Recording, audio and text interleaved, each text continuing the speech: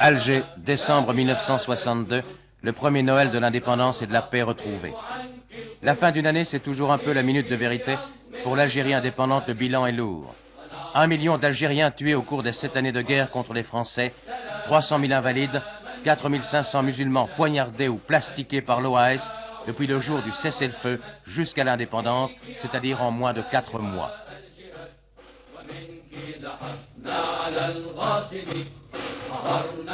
L'Algérie algérienne n'a pas échappé au mal qui ronge les pays nouvellement indépendants, une certaine anarchie, le manque d'autorité et peut-être aussi la course au pouvoir.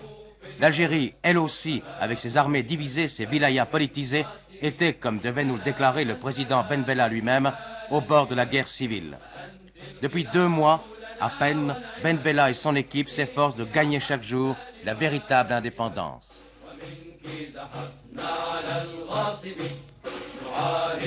Un seul remède aux 2 mots essentiels, le chômage et l'agriculture, l'austérité. Députés et ministres ont réduit volontairement leur traitement, mais ceci explique cela, le travailleur algérien gagne en moyenne l'équivalent de 2000 francs belges par mois. Les Français avaient exporté à grands frais, il faut bien le dire, le principe des HLM, des habitations à bon marché pour musulmans. Mais dans bien des cas, ce n'était qu'une façade. L'indépendance algérienne n'a pas réussi encore à cicatriser cette plaie, les bidonvilles où trouvent refuge tous ces Algériens des Djebel venus chercher fortune, quelques francs, dans les villes.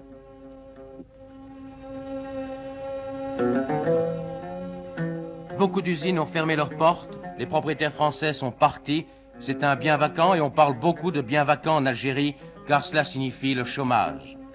Il y a plus de 2 millions de chômeurs, ils attendent, ils flânent, ils espèrent l'ouverture de nouveaux chantiers, de nouvelles entreprises, mais les investissements sont rares. Deuxième problème essentiel, l'agriculture. Une réforme est élaborée, c'est l'œuvre d'un vieux militant du FLN, d'un homme sur qui repose le succès ou l'échec de l'Algérie algérienne, Amar Ousgane, ministre de l'Agriculture et de la Réforme agraire. La première tranche, ce sont les fermes vacantes, c'est-à-dire les domaines qui ont été abandonnés par les colons qui ont fui pour nous faire le coup de la Guinée, beaucoup. Beaucoup d'entre eux aussi pour avoir été les meilleurs soutiens de l'OAS. Leur départ devait entraîner l'asphyxie de l'économie algérienne. Et c'est pourquoi le gouvernement algérien a estimé qu'il n'était pas possible, qu'il n'était pas admissible de laisser en jachère les terres les plus riches de l'Algérie. Et voilà pourquoi un décret a été pris remettant dans le domaine de l'État les propriétés des colons qui ont été abandonnées. Nous avons installé des familles, ces attributaires ont désigné des comités de gestion et ils sont chargés d'exploiter ces domaines, le gouvernement mettant à la disposition des salaires, une partie leur sera donnée en nature et une partie des revenus qui sortiront de l'exploitation, ils seront répartis sous forme de primes supplémentaires, c'est-à-dire que nous allons faire en sorte que l'émulation soit un levain pour travailler davantage, c'est-à-dire que nous ne voulons pas d'un égalitarisme vulgaire, élémentaire, qui ferait que les gens s'aligneraient sur la médiocrité, alors que nous, au contraire, nous voudrions que les meilleurs travailleurs soient récompensés. On a parlé beaucoup, et on parle encore, du sabotage qui aurait été organisé par les colons lors de leur départ il y a 6 mois, et encore actuellement. Oui. Est-ce exact? C'est exact. Comme je vous ai dit, les colons sont partis avec l'idée de nous pousser à l'extrême misère. Mais ça a été jusqu'au sabotage. C'était un sabotage caractérisé. Je dois dire qu'il y a une certaine catégorie de colons français qui ont refusé de partir, de répondre au mot d'ordre de l'OAS, qui ont accepté de vivre dans les conditions difficiles que nous avons tous traversées durant la période de la crise. Et le fait remarquable, c'est qu'ils acceptent déjà le principe de la réforme agraire. Ils acceptent que la réforme agraire soit totale, c'est-à-dire qu'eux-mêmes seront dépossédés en tenant compte, bien entendu, de l'application des accords d'Évian qui prévoit par la France le rachat en partie ou en totalité par la France. Et ces gens-là, beaucoup d'entre eux se sont mis à notre disposition pour devenir des conseillers techniques des comités de gestion.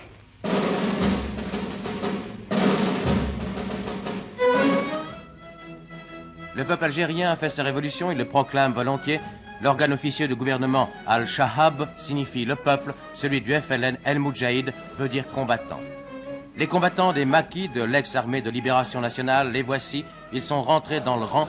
Sous l'énergique impulsion du colonel Boumedienne, ils sont devenus une armée nationale populaire qui côtoie paisiblement les adversaires d'hier, les soldats français.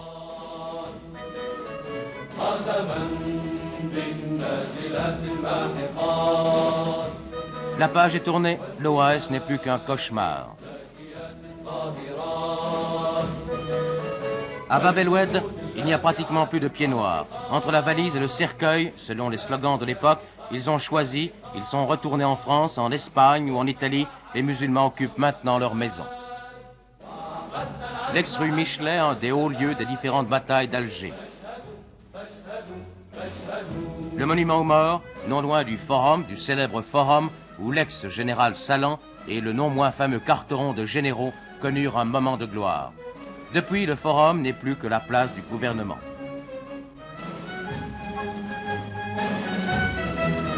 C'est ici que le chef de ce gouvernement, Mohamed Ben Bella, celui-là même qui passa 4 années dans les prisons françaises et fut peut-être à distance le négociateur essentiel des accords d'Évian, nous a reçus. Monsieur le Président, quel est le sentiment des Algériens et de vous-même qui avez été prisonnier en France vis-à-vis de la France et vis-à-vis des Français? Est-ce qu'il y a un ressentiment? Eh bien, je vous assure, je suis très à l'aise pour répondre à ce sujet. Il n'y a pas de ressentiment. Ici, nous avons souffert au point que nous avons dépassé, vous savez, le stade du ressentiment, de la rancune. Et vous n'avez qu'à vous promener à Alger pour le constater. Les soldats français se promènent, côtoient des soldats de l'ANP. Il y a rarement des incidents, très très rarement des incidents. C'est la meilleure preuve que vraiment. Est-ce que les Français qui sont restés ici, qui sont au nombre, je crois, de 180 à 200 000, oui, jouent le jeu? Oui, ils jouent le jeu. Et là, je me plais notamment à dire toute notre gratitude, tous nos remerciements au personnel, enseignants notamment, qui fait un travail admirable. Je ne sais pas si vous avez assisté à la rentrée de l'université, mais c'était un des moments vraiment les plus pathétiques depuis l'avènement de l'Algérie et de l'indépendance. À propos de l'ouverture solennelle de l'université, vous avez mis l'accent sur l'arabisme, vous avez déclaré notamment « Même notre socialisme spécifique ne sera pas complètement valable tant que nous n'aurons pas retrouvé la langue arabe ». Oui. Est-ce que ça veut dire que c'est le rejet de la culture et de la langue française? Absolument pas. Absolument pas. Au contraire, c'est l'ouverture vers la culture française et les autres cultures, le panorama des cultures universelles, mais à partir cependant d'une base, de quelque chose qui nous appartient. Voyez-vous, j'ai dit que le socialisme ne serait pas véritable chez nous tant que nous n'aurons pas recouvré cette dimension qui nous manque, parce qu'un socialisme, ça s'exprime aussi. Et on ne l'exprime pas bien dans une langue étrangère, même si c'est cette langue, bien, on l'a utilisée pendant des dizaines d'années. On a parlé beaucoup en Europe, on a fait pas mal de commentaires à ce sujet. Le Parti communiste algérien a été interdit. Pourquoi? Il a été interdit parce que le programme de Tripoli stipule que l'avenir de notre révolution dépend de l'union des forces qui se sont retrouvées lors de la lutte de libération. Et c'est prononcé contre la pluralité des partis. Il n'y a pas à faire en somme une entorse pour le Parti communiste, tout simplement. Il a été interdit en même titre que tous les autres partis. Mais monsieur, parce qu'on dit volontiers en Europe, voilà, l'Algérie est indépendante et l'Algérie est une république démocratique et populaire, une république communiste. C'est clair, nous avons dit que nous n'étions pas des communistes, que dans ce pays, on ne pouvait pas, notre régime ne pouvait pas être communiste pour la simple raison qu'il y a un fond à partir duquel nous avons dû mener notre action. D'ailleurs, à partir duquel toutes les guerres, toutes les insurrections ont eu lieu. Ce fond, c'est clair, c'est un fond arabo-islamique dont nous devons nous tenir compte. Que signifie, monsieur le Président, la création de tribunaux populaires? Quelle est la raison de cette mesure, de cette création?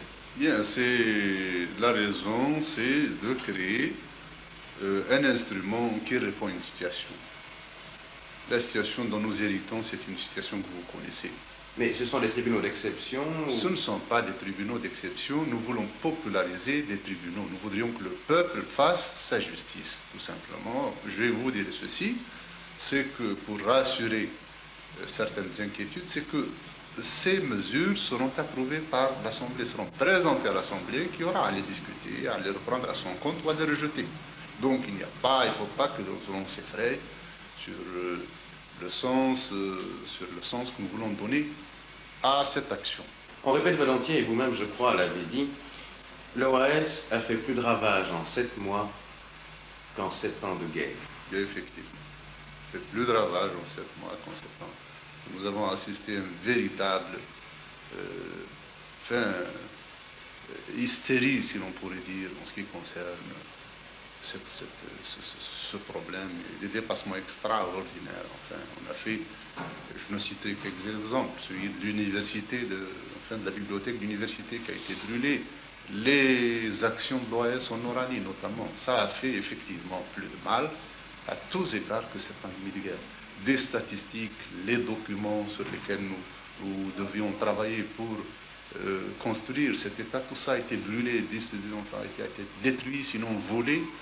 Et cela nous a bien sûr créé des problèmes indépendamment des actions en elles-mêmes. Enfin, c'était des actions vraiment c'était la bestialité au sens prononcé du mot. On achevait des gens dans des hôpitaux.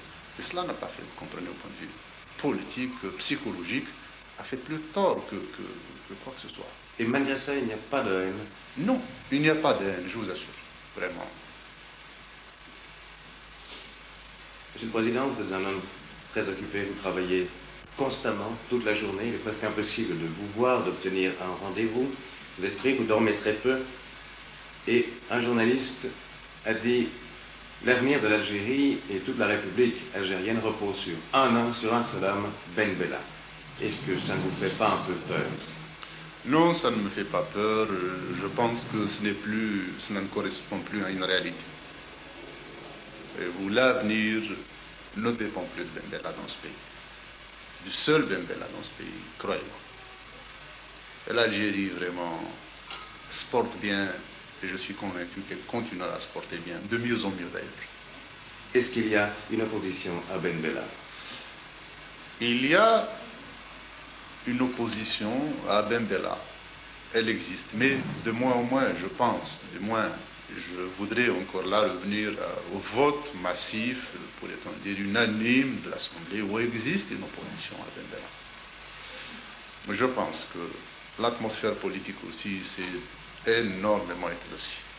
Et j'espère qu'il n'y aura plus d'opposition à Ben Bella, du moins si elle continue d'exister, qu'elle soit pas conséquente. Parce qu'il ne faut pas, je crois aussi là, s'illusionner. Il y aura toujours une opposition. Aujourd'hui à Ben Bella, demain à je ne sais pas qui. Et je crois que c'est dans l'ordre des choses.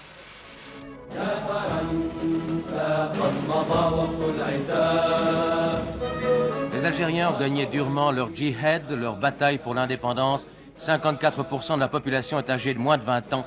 C'est aussi peut-être dans l'épreuve la chance de l'Algérie.